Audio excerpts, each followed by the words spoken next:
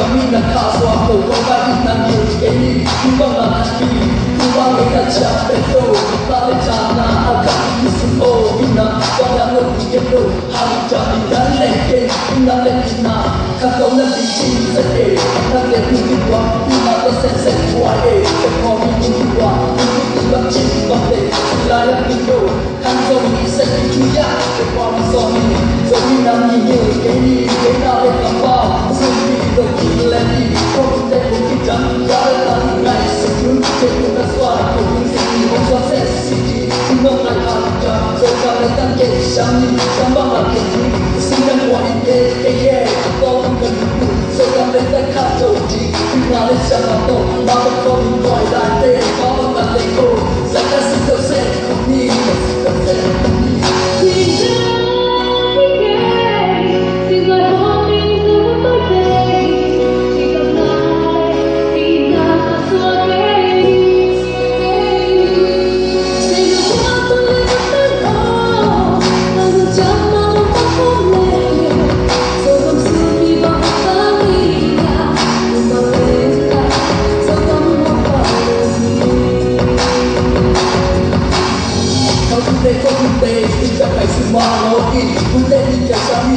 Kau lagi pengaki, banyak dosa kau haluca. Kata saja nengke, ina lepiana, dosa kami tak kesani. Kami nak kaswa, kau bagi nanti ini. Kubang lagi, kubang ina capek do.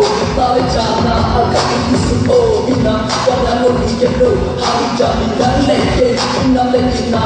Kau nanti cinta e, kata lebih tua, ina dosa sesuai.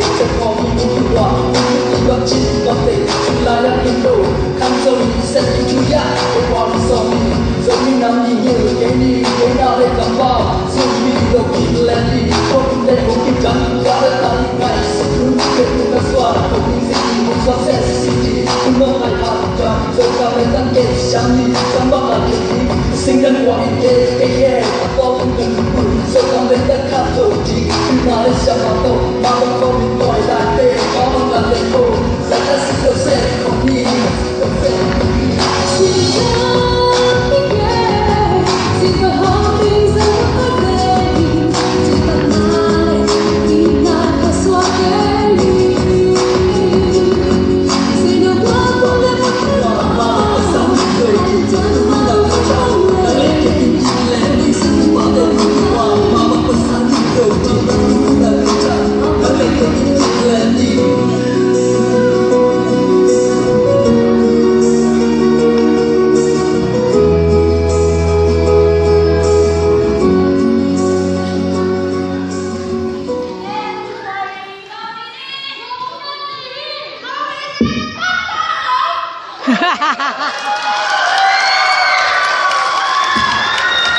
Lo đóng năm ấy